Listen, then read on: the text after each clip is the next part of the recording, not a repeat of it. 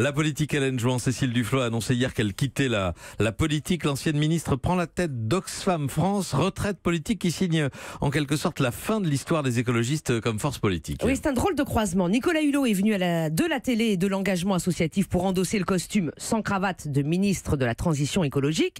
Cécile Duflot, elle, a pris coups et contre-coups à gérer les Verts, puis un ministère. Elle s'est pris une gifle aux primaires de son parti à la dernière présidentielle, puis une autre encore aux législatives.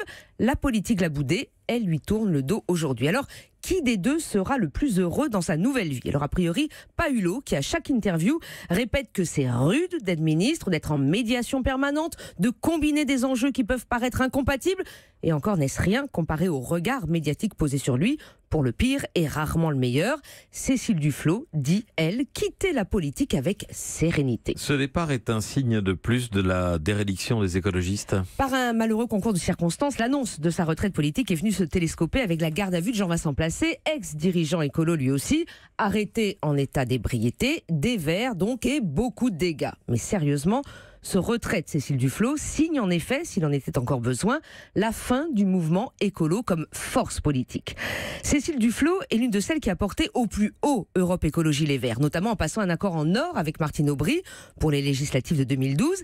Elle l'a aussi mené au plus bas, à force de jeux politicards dans lesquels elle a enfermé son parti, de détestation personnelle aussi de Manuel Valls ou encore de Nicolas Hulot, dont elle a torpillé la candidature à la présidentielle lors de la primaire des Verts en 2012. Mais l'écologie ne disparaît pas avec Cécile Duflot. Et non, c'est le paradoxe. Europe Écologie Les Verts est aujourd'hui rikiki et coincé entre Hamon et Mélenchon. Ceux qui s'en sont sortis l'ont fait en abandonnant leur étiquette. Mais leur combat a porté ses fruits.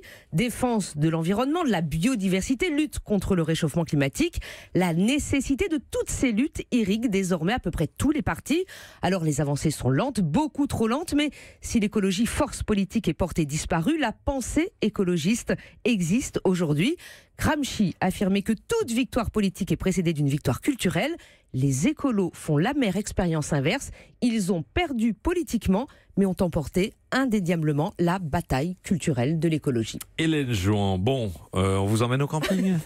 Allez, on y va, tous au camping. Et Vincent, laissez-vous faire. Europe 1.